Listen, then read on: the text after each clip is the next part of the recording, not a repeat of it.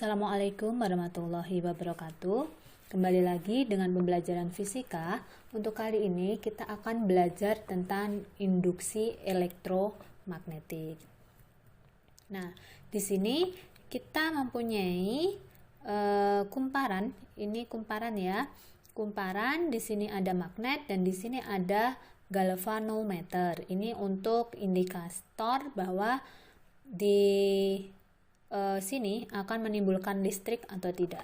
Oke, kita coba. Nah, saat magnet dimasukkan, ternyata jarum pada galvanometer ini menyimpang, kemudian akan kembali lagi ke titik nol saat magnetnya diam di dalam kumparan. Nah, kita coba lagi. Nah, saat ditarik, ternyata galvanometer juga menyimpang. Kemudian, nah, ini ya, saat magnet digerakkan terus-menerus, ternyata jarum galvanometer akan terus menyimpang. Artinya apa? Artinya saat galvanometer ini menyimpang, di situ ada aliran arus listrik. Nah, kita balik. Apakah berpengaruh untuk kutubnya? Kita coba. Nah, ternyata sama aja. Walaupun kutubnya dibalik, saat magnet digerakkan keluar masuk pada kumparan, tetap akan terjadi arus listrik dengan indikator bahwa jarum galvanometer ini akan menyimpang. Nah, GGL induksi hanya terjadi waktu jumlah garis-garis gaya magnet yang masuk ke dalam kumparan berubah. Nah, garis gaya magnet berubah itu artinya magnet harus digerakkan.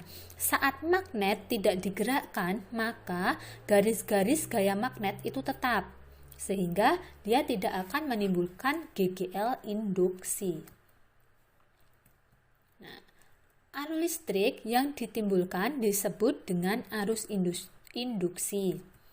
Nah, tegangan listrik yang ditimbulkan disebut dengan gaya gerak listrik atau GGL listrik tadi. Nah, ini aplikasinya ada pada pembangkit listrik tenaga air.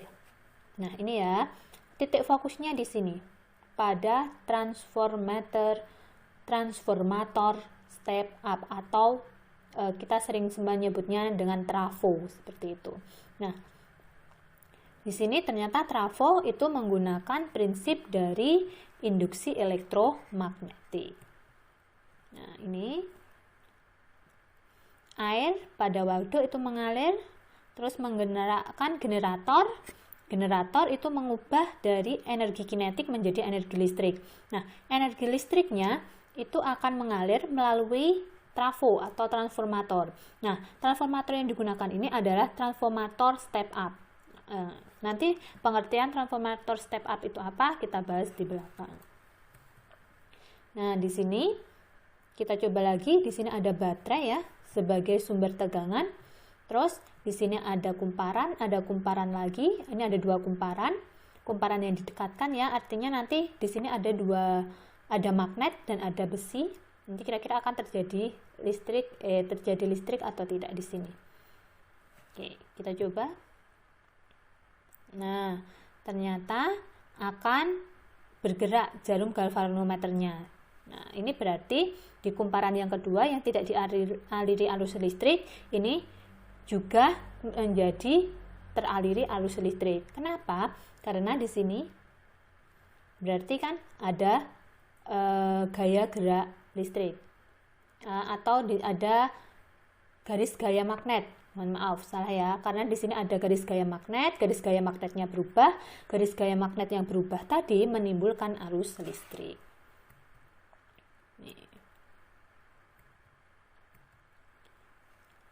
GGL induksi timbul hanya pada waktu dihidupkan dan dimatikan. Tadi terlihat ya, saat dihubungkan galvanometer bergerak.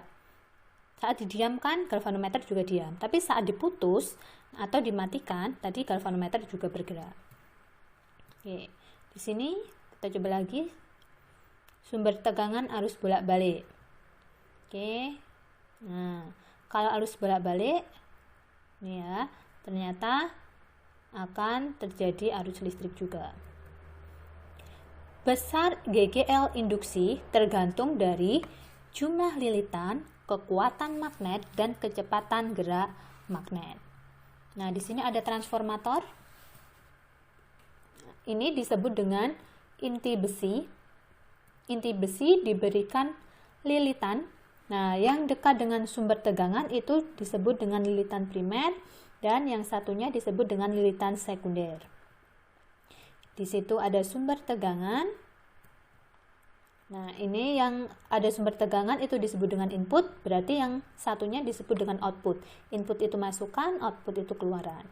Nah, untuk jumlah lilitan pada input itu disingkat dengan NP atau lilitan primer, jumlah lilitan primer, dan pada output itu NS, jumlah lilitan sekunder. Jadi input itu primer, output itu sekunder.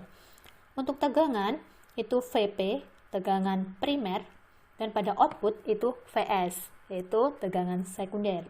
Sedangkan untuk kuat arus pada input itu disebut dengan IP atau kuat arus primer, dan pada output itu disebut dengan IS atau kuat arus sekunder. Nah, dayanya PP atau daya primer pada input, dan PS yaitu daya sekunder pada output. Jadi kesimpulannya kalau input, pokoknya diingat-ingat kalau input itu primer, kalau output itu sekunder.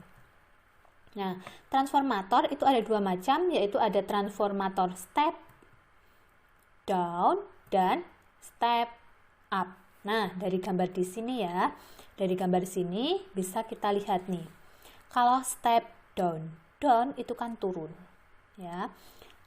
Jumlah lilitannya awalnya banyak. Ini berarti kan dekat dengan sumber tegangan, berarti ini primer atau input. Kemudian ini adalah sekunder atau output. Ternyata pada input itu jumlah lilitannya lebih banyak daripada lilitan pada sekundernya. Sehingga kalau step down itu berarti jumlah lilitannya juga menurun. Terus kalau step up, dari gambar ini kita lihat ya, bahwa jumlah lilitan pada primer itu lebih sedikit daripada sekunder, atau jumlah lilitannya semakin banyak. Up itu sendiri kan naik, seperti itu. Nah, rumus pada transformator NP dibanding NS itu sama dengan VP dibanding VS. PP itu sama dengan PS, ya. Kemudian VP dibanding VS sama dengan IS dibanding IP. Arus input harus arus AC, seperti itu. Jadi nggak boleh DC, arusnya harus AC. Nah, transformator tadi ada transformator step up berdasarkan gambar tadi ya, dan ada lagi transformator step down. Nah, step up itu digunakan untuk menaikkan tegangan, sedangkan step down itu untuk menurunkan tegangan. Nah, ciri-ciri dari transformator step up itu tegangan sekunder lebih besar dari tegangan primer. Berarti kan tegangannya naik, awalnya primer kecil menjadi sekunder besar. Kalau step down berarti kan menurunkan, artinya VP lebih besar dari VS. Untuk step up, jumlah lilitan sekunder lebih banyak daripada lilitan primer. Untuk step down, lilitan primer lebih besar daripada lilitan sekunder. Nah, IP lebih besar daripada IS untuk step up, dan IS lebih besar dari IP untuk step down.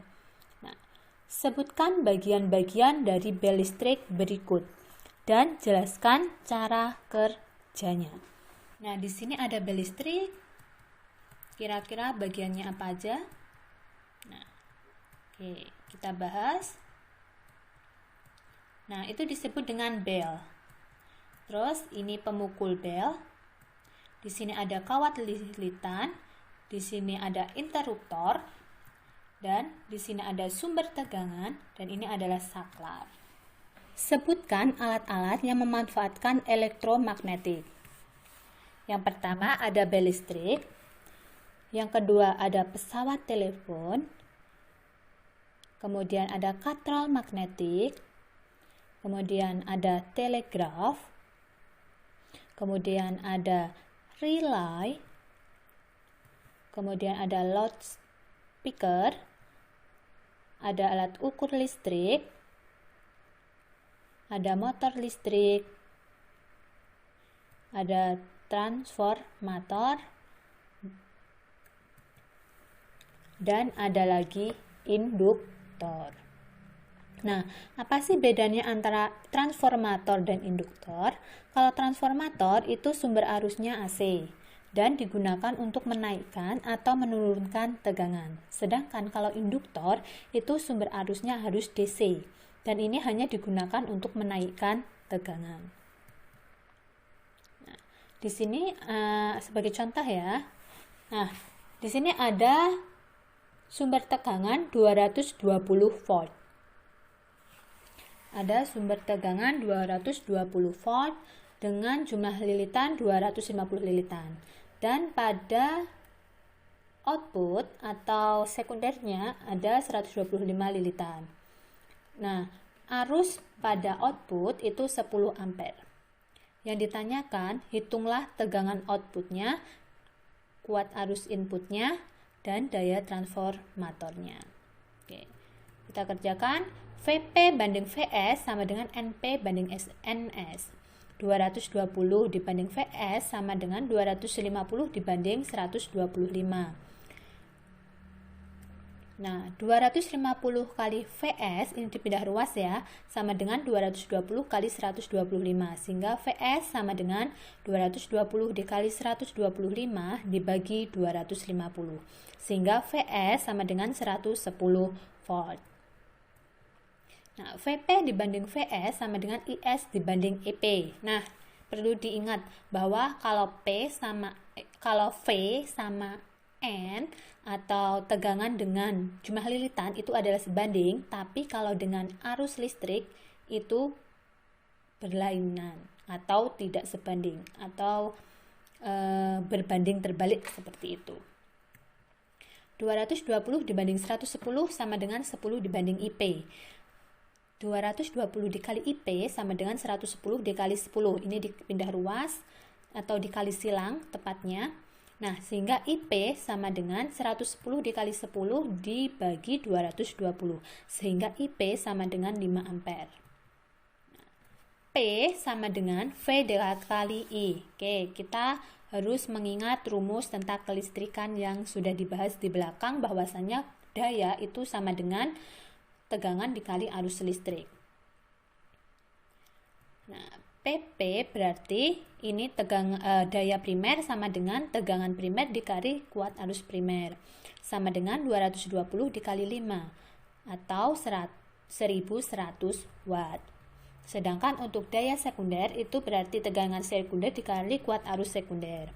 110 kali 10, 1100 watt. Nah, tadi sudah dijelaskan bahwa daya primer itu selalu sama dengan daya sekunder. Itu ya. Nah, untuk contoh yang kedua. Kuat arus primer itu 5 ampere dengan jumlah lilitan 300 lilitan. Sedangkan pada sekunder itu jumlah lilitannya 60 dan di sini ada R. R itu apa? Hambatan ya. Di situ ada hambatan sebesar 20 ohm.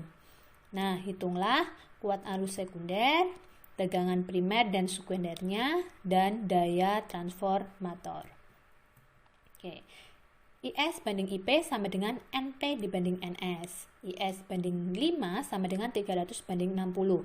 Kita kali silang, IS kali 60 sama dengan 5 dikali 300. Sehingga IS sama dengan 5 kali 300 per 60. Menghasilkan IS 25 ampere.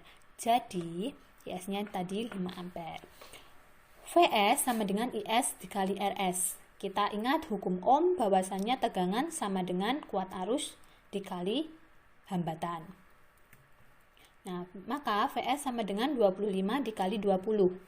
Nah, VS sama dengan 500 volt. Sehingga tegangan pada sekunder itu 500 volt. Oke, sekarang VP dibanding VS sama dengan NP dibanding NS. VP banding 500 sama dengan 300 dibanding 60. Kita kali silang, kita hitung menghasilkan VP sama dengan 2500 volt. Nah, daya sama dengan tegangan dikali kuat arus, maka PP dibanding VP atau PP sama dengan VP dikali IP, sehingga PP sama dengan 2500 dikali 5, yaitu 12.500 watt. Nah, jadi daya transformator itu 12.500 watt. Nah, cukup sekian pembahasan tentang induksi elektromagnetik kali ini. Mohon maaf apabila ada kesalahan. Semoga bermanfaat dan bisa mencari literasi yang lainnya untuk memperkuat materi. Nah, sekian dari saya. Wassalamualaikum warahmatullahi wabarakatuh.